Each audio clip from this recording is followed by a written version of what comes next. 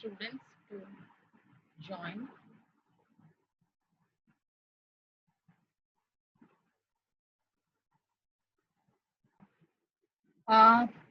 Good afternoon one and all.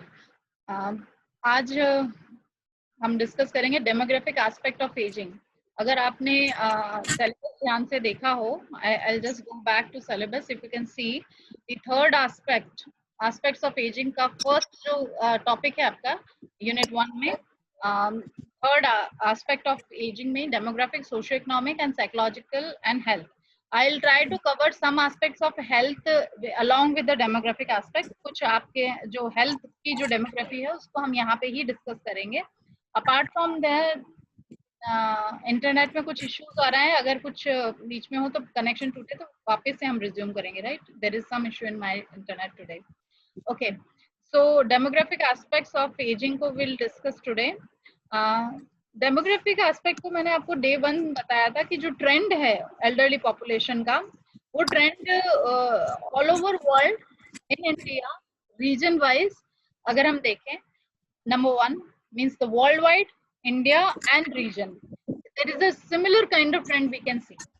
Number 2, underdeveloped, developing and developed, इन तीनों countries की अगर हम डेमोग्राफिक कंपैरिजन करें तो वो भी आज हम डिस्कस करेंगे कि कैसे अविकसित, विकासशील और विकसित, इन तीनों तरह के जो कंट्रीज हैं उनमें जो डिफरेंसेस आ रहे हैं वो किस तरह के हैं। प्लीज अपने वीडियोस ओपन कर लें जो भी बाकी लोग ज्वाइन कर रहे हैं। उसको हम डिस्कस करने की कोशिश करेंगे। I'll focus majorly on these aspects, understanding some important concepts. जो concept है इससे related, उसको हम समझने की कोशिश करेंगे, number 1. Number 2, global population trend over a period की क्या है, different दशकों में, जो 10 ईयर में आपको पता है कि सेंसस होती है, तो वो डिफरेंसेस क्या हैं ग्लोबल, वर्ल्ड वाइड, वो हम देखेंगे। And trends, predictions and status of elderly in India क्या है। प्रिडिक्शन के लिए मैं आपको कुछ एक आर्टिकल और आपको दूंगी जो रिसेंटली पब्लिश आर्टिकल है, so will discuss after reading that article. But otherwise जो ट्रेंड क्या है बिफोर एंड एट प्रेजेंट क्या डिफरेंसेस आए हैं उसको हम डिस्कस करेंगे। और status of elderly in India, कि प्रेजेंटली एल्डरली पॉपुलेशन को अगर हमको स्टडी करना है तो हम किस तरह से कर सकते हैं। तो इन एस्पेक्ट्स पे आज हमारा जो पूरा वो रहेगा। इसी के साथ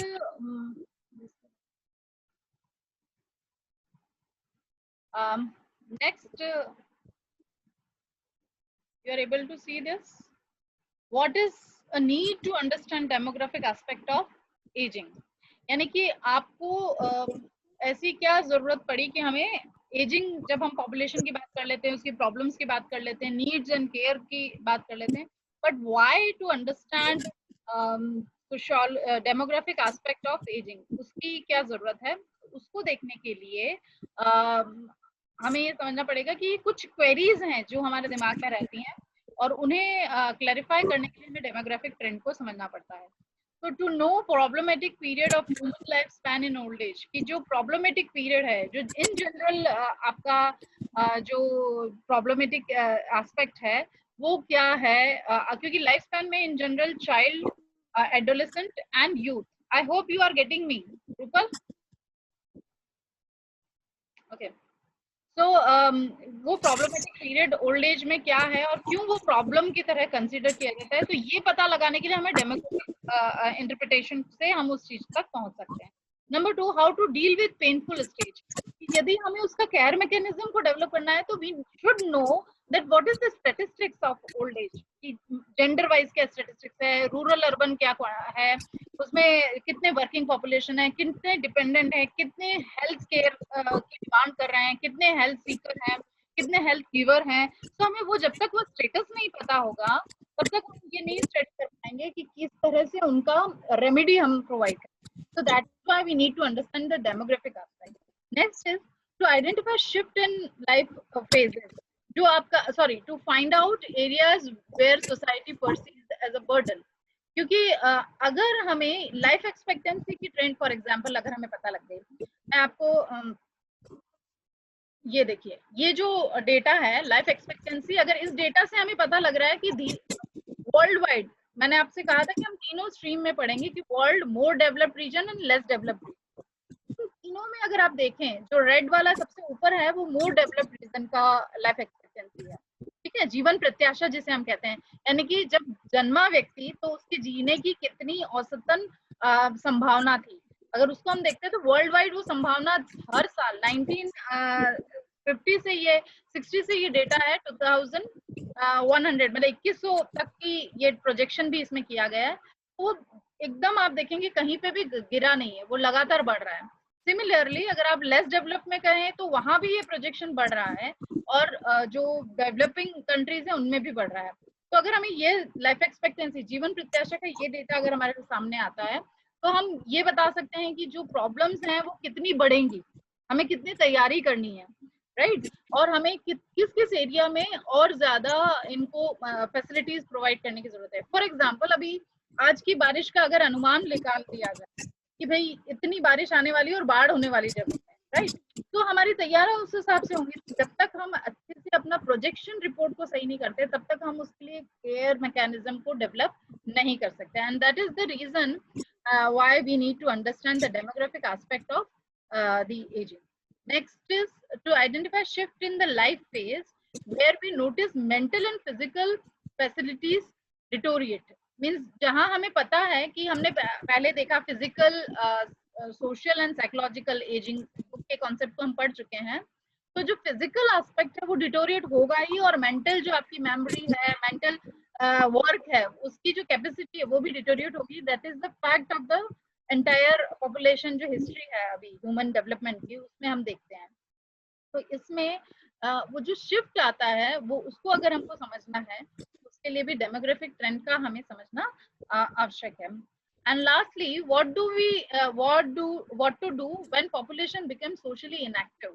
This is very important to understand at present time। अगर हम contemporary economic study के लिए अगर हम बात करें, economic aging जो है, इकोनॉमिकल एस्पेक्ट जो हम इसके बाद जो डिस्कस कर रहे हैं उसको इस टॉपिक के तहत ही मैं आपको समझाना चाहूंगी कि जो इकोनॉमिक स्टेटिस्टिक्स है ऑफ इन कंट्री, इंडिया की देखें या वर्ल्ड वाइड देखें, तो वो सबसे ज्यादा प्रभावित होती है एक्टिव लोग कितने हैं, आपके पार्टिसिपेटरी कितने लोग हैं जो कि आपकी कंट्रीब्यूशन कर रहे हैं जीडीपी को बढ़ाने में, या जो कि वर्किंग पॉपुलेशन है।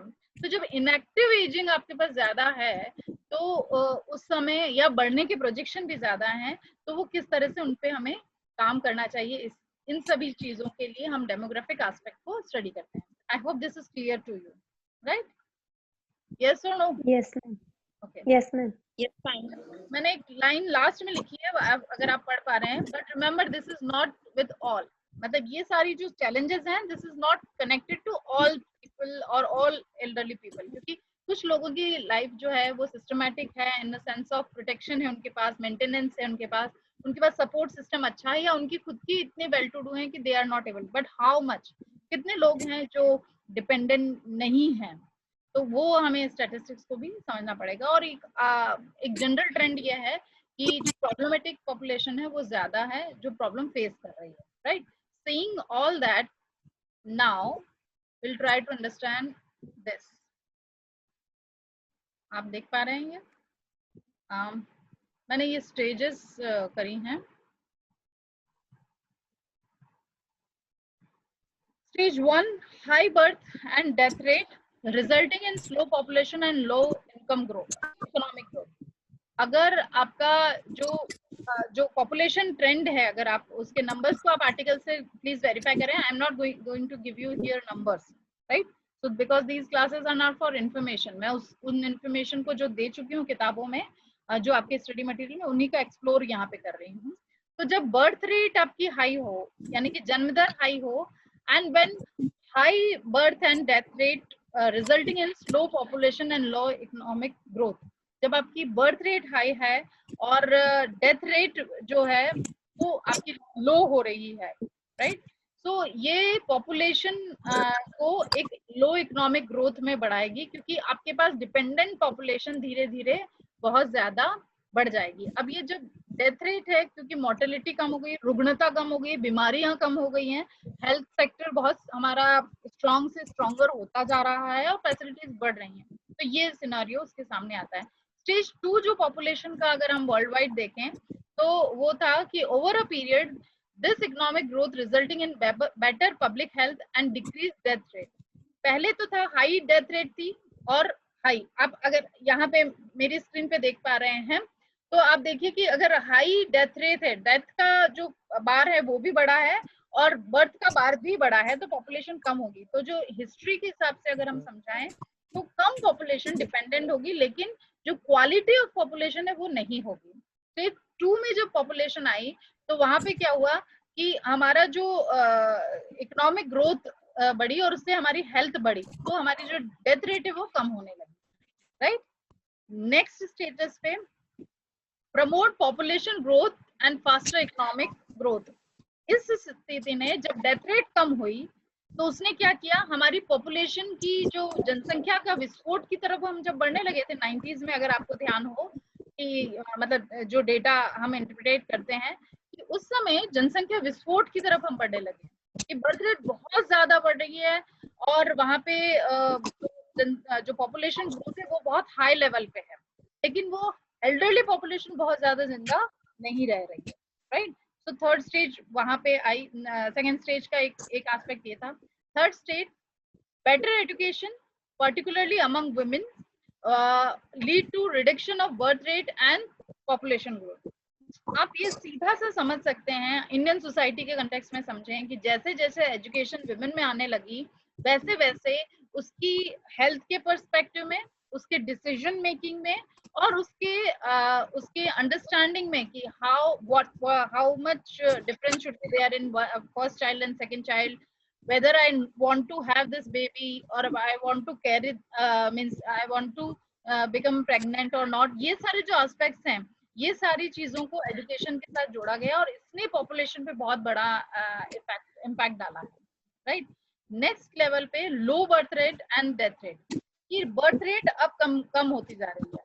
आप देखेंगे कि जनसंख्या, आप अपने घर में इस एग्जांपल को हम लेटेस्ट टेस्ट में भी एक्सेप्शनल हो सकते हैं, लेकिन आपके दादा के पिताजी के बच्चों की संख्या गिनिए, आपके ग्रैंडफादर के बच्चों की संख्या गिनिए, आपके फादर के बच्चों की संख्या गिनिए और आपके ब्रदर के बच्चों की संख्या गिनिए, right. Will come to know कि ये जो हम स्टेज 4 की बात कर रहे हैं कि लो बर्थ रेट है और लो डेथ रेट है ना। आपने सुना होगा आपके ग्रैंडफादर के जनरेशन के लोगों में कि 10-10, 11-11 बच्चे होते थे, 5 की डेथ हो जाती थी और 5 बचते थे, राइट। सो वो क्या था, that is high level of death rate ना, इन्फेंट मोर्टेलिटी बहुत बड़ी थी। तो उसने पॉपुलेशन के एक पूरे सिनेरियो को डिफरेंट लेवल पे पहुंचा दिया था। लास्टली अगर आप देखें, increasing death rate among ageing population has resulted a negative population growth and related economic challenges. अब यहाँ पे ये हुआ कि जो नंबर ऑफ डेथ रेट है वो सिर्फ और सिर्फ, जो कि सबसे पहले की स्टेजेस में चाइल्ड डेथ रेट बहुत बड़ा था, राइट। जो हम इन्फेंट मोर्टेलिटी रेट जिसको हम कहते हैं, शिशु मृत्यु दर जिसको हम कहते हैं, वो सर्वाधिक था स्टेज 1, 2 एंड 3 में। लेकिन उसके बाद जो डेथ रेट है वो एजेड पॉपुलेशन में बढ़ी। तो उसके साथ नए तरह के चैलेंजेस आए, क्योंकि अगर उस एज में बढ़ रहे हैं तो नेचुरली वो डिपेंडेंट पॉपुलेशन है और उनसे रिलेटेड चैलेंजेस को हमको कोप अप करना था, राइट। तो ये स्टेजेस पॉपुलेशन की जो हम डेमोग्राफिक ट्रेंड को देखते हैं तो ये इस तरह के स्तर हमारे सामने निकल के आते हैं। I hope I am clear to you. Is there any query? कुछ पूछना है यहाँ तक, क्या हम आगे बढ़े? ये मैं आपके साथ पहले भी डिस्कस कर चुकी हूँ, यूएन पॉपुलेशन 2015 के प्रोस्पेक्ट्स में है। अगर मैं इसको थोड़ा बढ़ा दूं, I hope now it's visible, दिख रहा है? Yes ma'am. So world male and female population 1980 की मैंने दिखाई है, 2010 की दिखाई है, 2040 की और 2070 का प्रोजेक्शन है, ठीक है। सो जो नीचे के दो आप ग्राफ देख रहे हैं वो प्रोजेक्शन है, यानी अनुमान है। 1980 का एक हिस्टोरिक जो हमारे पास डेटा अवेलेबल है और 2010 का जो रिसेंट 2011 के सेंसस के आसपास का जो डेटा है उससे हमें पता लगता है। अब ये पूरा ग्लोबल सिनेरियो बता रहा है, राइट।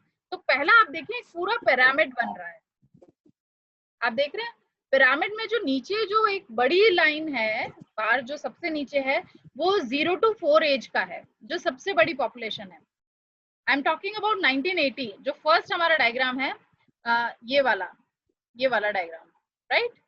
इस डायग्राम में आप देखेंगे कि जो हमारा 0 to 4 एज है वो बहुत बड़ा है, और उसके बाद धीरे धीरे ये पूरा पॉपुलेशन घटता जा रहा है और बहुत स्टीप डिटोरिएशन आ रहा है पॉपुलेशन में, राइट। मीनिंग देयर बाय 1980 की जो जनसंख्या की संरचना थी, the structure of population of 1980 concludes that कि आपकी जो बर्थ रेट बहुत हाई थी world wide, and death rate जो है वो लाइफ एक्सपेक्टेंसी बहुत कम थी। तो जो लोग जन्मते थे वो कम बड़ी उम्र को तक पहुंच पाते थे, राइट।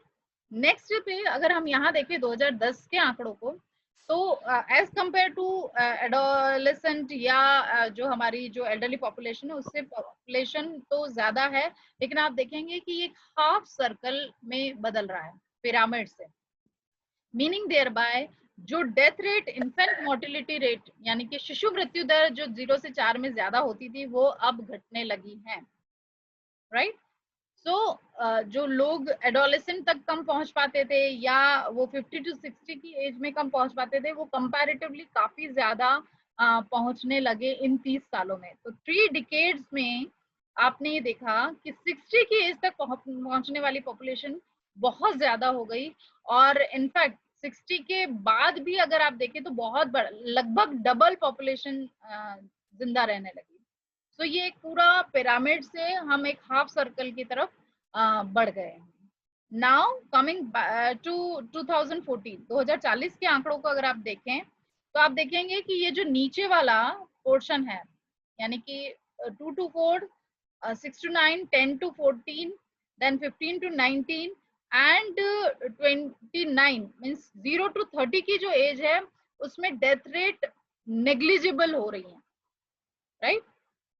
मीन्स हैं, लेकिन as compare to previous time death rate काफी डिटोरिएट हुई है 0 to 30 की एज में। और फिर उसके बाद due to other health issues, यहाँ पे वो एक हम एक कंपैरेटिव चार्ट भी समझेंगे जहाँ पे हेल्थ एंड पॉपुलेशन जो death rate according to age है उसको भी हम समझने की कोशिश करेंगे बाद में। लेकिन आप देखें कि ये जो 60 के बाद एक बहुत बड़ा पॉपुलेशन जो कि 1980 में सिर्फ इतना था, और 60 में 2040 का प्रोजेक्शन ये है। लगभग जो 40 to 50 की एज में जो लोग जिंदा रह पा रहे थे, सॉरी 30 to 40 की एज में जो 1980 में जितने लोग जिंदा रह पा रहे थे वो अब 60 to 70 में जिंदा रह पा रहे हैं इन नटशेल अगर हम समझें, राइट। नाउ कमिंग टू 2070 का जो प्रोजेक्शन है ये यूएन का है, यूनाइटेड नेशन पॉपुलेशन के आंकड़े हैं 2015 के, और उस प्रोजेक्शन में अगर आप देखें तो लगभग जो इसका विड्थ है वो 60 to 64 में उतना है जो 1980 में 6 to 9 वाली एज का था। So meaning thereby एक बहुत बड़ा drastic change in the population scenario we have witnessed in last so many days, years rather. So 30 years में एक बहुत बड़ा shape change हुआ, from pyramid to हम एक half circle पे गए, और उसके बाद एक static difference in the from 0 to 30 की एज में हमने देखा और वो बढ़ता गया। Okay, I hope this is clear to you। ये वर्ल्ड वाइड सिनारियो, और इसकी मैं आपके साथ डिस्कस कर ही चुकी हूँ लाइफ एक्सपेक्टेंसी की। Okay, now will talk about the proportion of elderly population जो वर्ल्ड वाइड है वो बढ़ रही है, ये भी हम डिस्कस कर चुके हैं। अब हम बात करेंगे Indian demographic transition in India. तो डेमोग्राफिक ट्रांजिशन इन इंडिया, इसमें भारत की क्या स्थिति है, मैंने आपको जो डेटा दिया है, अगर आप उसका जो चैप्टर नंबर, मेरी जो बुक है needs and care of elderly, उसमें जॉन जैकब कट्टेकायम का एक आर्टिकल है इंस्टीट्यूशनल केयर, उसमें एक स्टैटिस्टिक्स बहुत अच्छे से दिए हुए हैं। एक यूएन का आर्टिकल है उस बुक में, तो वो भी आप देखें। I hope you have got that particular. आप सभी अपना वीडियो प्लीज ऑन रखें। I request all of you. Anjali, Puja, Anil Kumar. Okay, so India is in the latter half of the third stage of, जो हम स्टेज पहले बात कर चुके हैं, उसमें डेमोग्राफिक ट्रांजिशन थर्ड स्टेज के फर्स्ट सेकंड एंड थर्ड में भारत में जो परिवर्तन हुआ पॉपुलेशन में, वो थर्ड स्टेज के बाद हुआ. Nearly 40 years behind in the demographic transition process compared to EU countries, जो यूरोपियन कंट्रीज हैं एंड जापान एक्सेट्रा. जापान इसलिए एक्सक्लूसिवली यहाँ पे मैंने रेफर किया है क्योंकि जापान में सबसे हाईएस्ट लाइफ एक्सपेक्टेंसी है, जीवन प्रत्याशा, यानी बच्चा जब जन्म लेता है उस समय जो जीने की उसकी संभावना है, प्रोबेबिलिटी है, वो हाईएस्ट अगर वर्ल्ड वाइड है तो वो जापान में है. तो इसलिए हमने इसको जापान से कंपेयर किया है. The widow of demographic deviant in India is for 5 decades from 2005 to 6 to 2055 to 56 is larger than any other country. And also this widow differs from state to state. अब ये UNFPA का है, United nation family planning के ये जो आंकड़े हैं वो ये बताते हैं कि 2005-6 में जो विंडो ऑफ डेमोग्राफिक डिविडेंड है, यानी कि डिविडेंड्स क्या हुए, आपका एज वाइज हुआ, आपका सेक्स वाइज हुआ, डिपेंडेंट इंडिपेंडेंट हुआ, एजुकेटेड अनएजुकेटेड हुआ, रूरल अर्बन हुआ, ये सारे जो डिविडेंड्स हैं जो कि डिवाइड करते हैं आपकी जनसंख्या को भिन्न भिन्न आंकड़ों के अनुरूप, वो सबसे ज्यादा डिवीजन जो हुआ 5 से 55 तक के अगर हम जनसंख्या को देखें तो इंडिया में सबसे ज्यादा होगा, ये वर्ल्ड वाइड प्रोजेक्शन है. According to 2011 census, older person population was 104 million and now it is likely to be 111 million in India. 2016 का प्रोजेक्शन है, नाउ मींस ये 2020 का प्रोजेक्शन मैं नहीं बता रही हूँ, जो लास्ट मेरे पास अवेलेबल ये आइडिया आंकड़ा इसमें है कंपैरेटिव, वो 2016 का है कि जो भारत में 104 मिलियन एल्डरली पीपल 2011 में थे, जो कि 111 मिलियन अब होने वाले हैं, 2016 में हो चुके हैं. ये आंकड़ा हमें इसमें दिखता है. नेक्स्ट इज, ये बहुत इंपॉर्टेंट है, आप सभी इसके वो नोट कर लें, और इसमें मैंने जो ऊपर हेडिंग डाली है वो भी एक बार ध्यान से देखें. State wise proportion of 60+ in India, कि पूरे राज्यवार जो हैं डिफरेंट जो स्टेट्स हैं, उन स्टेट्स में किस तरह से पॉपुलेशन 60 के बाद बढ़ी है.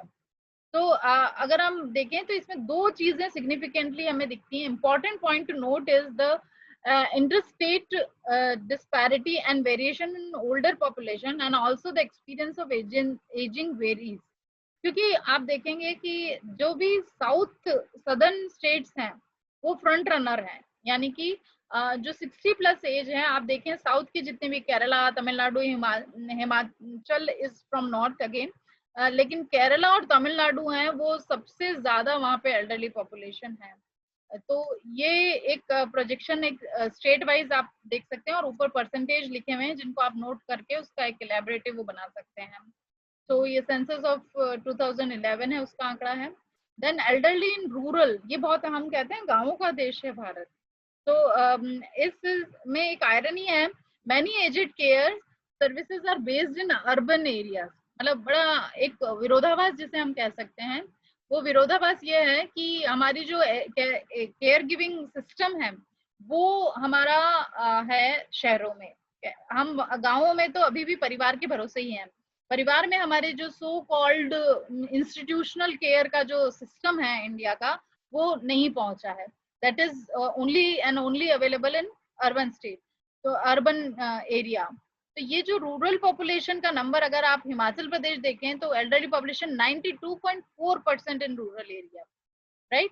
और हम लोग वहाँ केयर प्रोवाइड करने नहीं पहुंच पाए. बिहार, आंध्र प्रदेश, उड़ीसा, असम, सिक्किम, यहाँ सभी में अगर आप देखें तो बहुत ज्यादा है. बैरिंग गोवा, मिजोरम, केरला में और तमिलनाडु को और गुजरात भी अगर हम इंक्लूड करें तो ये वो स्टेट है जहाँ 60% से मीन्स 40 के अराउंड परसेंट अर्बन एरिया में है. तो वहाँ फिर भी हम कुछ एल्डरली प्रॉब्लम्स को urban and rural both setup पे एड्रेस कर सकते हैं, कर पा रहे हैं, लेकिन अदर स्टेट्स में वो स्टेटस सही नहीं है. लेकिन अगर आप इंडिया को देखें जो 70.6 ये जो बार है, 70.6 एल्डरली इन ओवरऑल जो इंडिया में है वो गांवों में रहते हैं, मीनिंग देयर बाय 30% एल्डरली को हम प्रॉपर इंस्टीट्यूशनल केयर के लिए फैसिलिटी ही नहीं दे पा रहे हैं.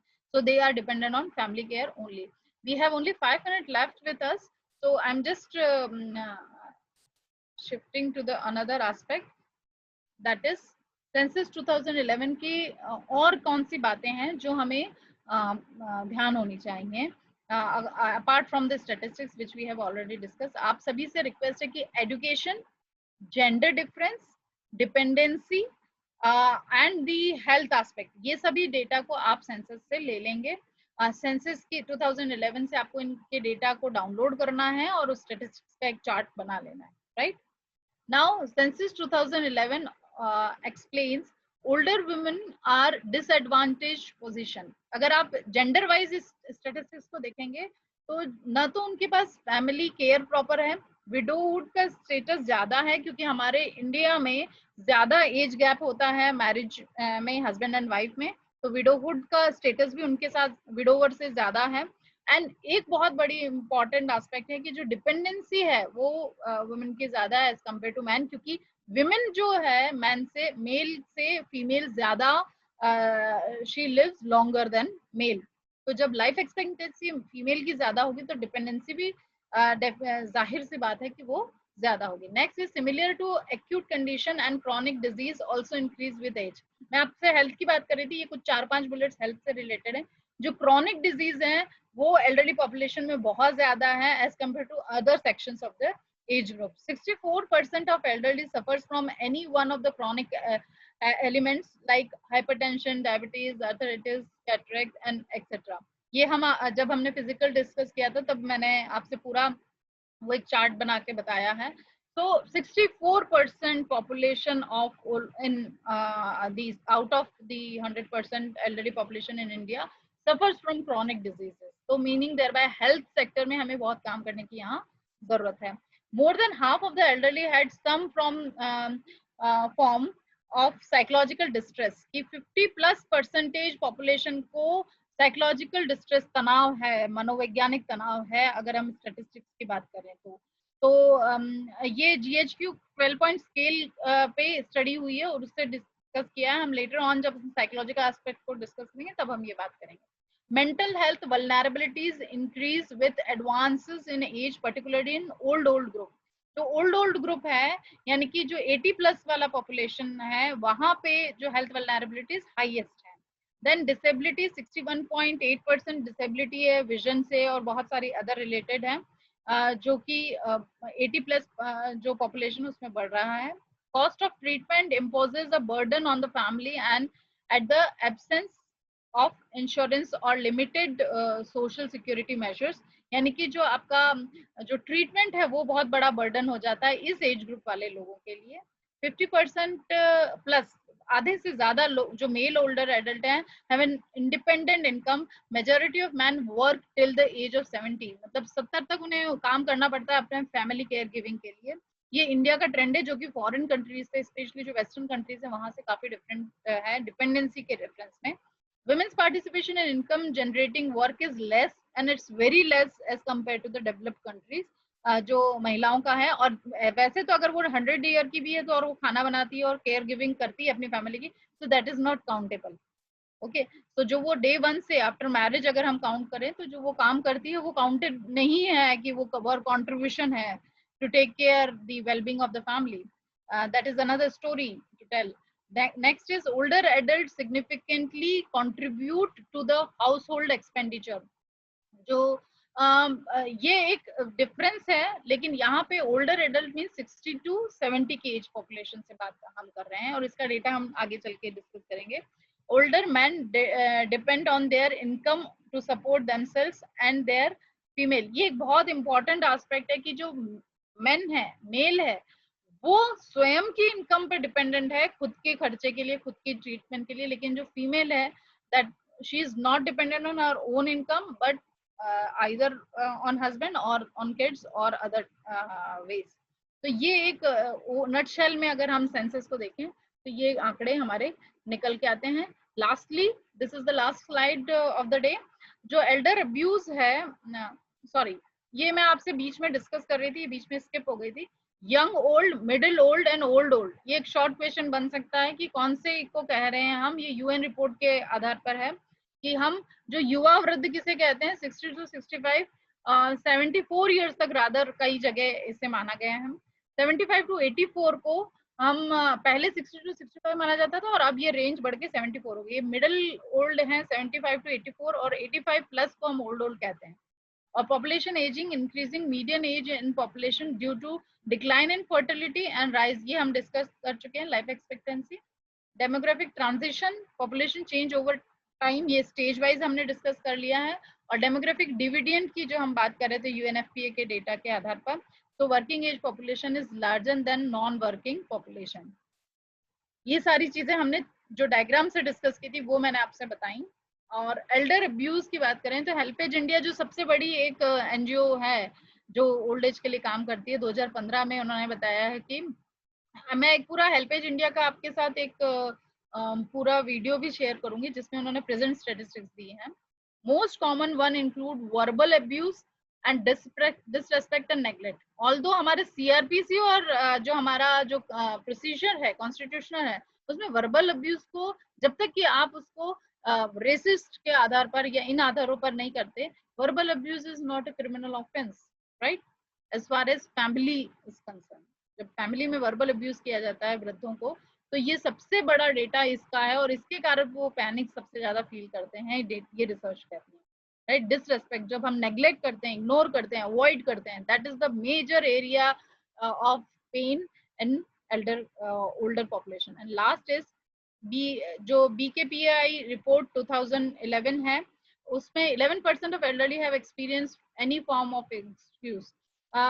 जो 11% हैं वो ये कह रहे हैं कि हैव नॉट आएगा, सॉरी, जिन्होंने कोई प्रॉब्लम नहीं सॉल्व की, यहाँ पे ये हैव नॉट एक्सपीरियंस। मीन्स सिर्फ 11% ही लोग हैं जिन्होंने कोई प्रॉब्लम नहीं फेस की। जो मैंने फर्स्ट स्लाइड में आपसे कहा था कि this is not the condition of all, यानी केवल 11% लोग ही हैं जो ये कहते हैं कि हमें कोई समस्या नहीं है। तो मीनिंग देयर बाय 89% को समस्या है। Point two reflect huge disparity in findings, what are the question posed to measure and how it is asked and needs more robust studies। तो ये सारी चीजों से हमें ये पता लगता है डेमोग्राफिक एस्पेक्ट्स में कि एक बहुत बड़ा डिस्पैरिटी है एल्डरली पॉपुलेशन को लेके। उनकी पास सपोर्ट कम है, डिपेंडेंसी ज्यादा है, इनकम कम है, हेल्थ प्रॉब्लम ज्यादा है, बर्डन ऑफ जो कॉस्ट ऑफ हेल्थ इश्यूज हैं वो ज्यादा हैं। और दूसरा कि क्वेश्चंस जो हैं वो उनके मेजर क्या हो, कैसे उनको ठीक किया जाए, उनके मेजरमेंट्स की भी अवेलेबिलिटी नहीं है। तो हमें बहुत सारी ऐसी स्टडीज करनी पड़ेगी कि उन सभी चीजों को हम एड्रेस कर पाएं और डेमोग्राफिक ट्रेंड्स ऑफ जो एजिंग है उससे जो प्रॉब्लम्स निकल के आती हैं उनको हम एड्रेस कर पाएं। So the commitment which I have done in the beginning, so understanding some important concepts related to that, global population trends over a period and Indian trend, ये तीनों चीजों को हम अभी इस क्लास में एड्रेस कर चुके हैं। I would request all of you, आपकी जो क्वेरी हैं उन्हें या तो पर्सनली मुझे मैसेज करें या चैट बॉक्स में लिखें या अगली क्लास में अपना हैंड रेज करके सबसे पहले उनको क्लियरिफाई करें, अदरवाइज मुझे नहीं पता लगेगा कि कोई चीज आपको नहीं समझ पाएगी। प्लीज वन बाय वन एक बार बता दें कि किसी को कोई समस्या हो तो। अनु? No, ma'am. This is very Rupal, Anjali? No, ma'am. Everything is clear. अभी नहीं समझ में आया? अभी नहीं है? रुचि? Anjali? Ma'am, it's clear. No, ma'am. Okay. So majorly आप सभी ने sociology of aging लिया है, so we are going to run this paper definitely. So congratulations all of you कि आप एक ऐसे पेपर को लिए हैं जिसके अगर वर्ल्ड वाइड पॉपुलेशन ट्रेंड को हम देखें तो ये आपकी एज के बढ़ते साथ साथ डिपेंडेंसी भी बढ़ती जाएगी और उनकी प्रॉब्लम्स बढ़ती जाएगी और उन्हें एड्रेस करने के लिए, उन्हें समझने के लिए रिसर्च की और दी सोशल वर्कर्स की भी हमें ज्यादा जरूरत होगी। तो आप सोचिए इस क्षेत्र में आप कैसे हेल्प कर सकते हैं वर्ल्ड वाइड, इंडियन वाइज, आपकी रीजन में और आपकी फैमिली में। Okay, all the best to all of you. I am signing out. Thank you. Thank you, ma'am.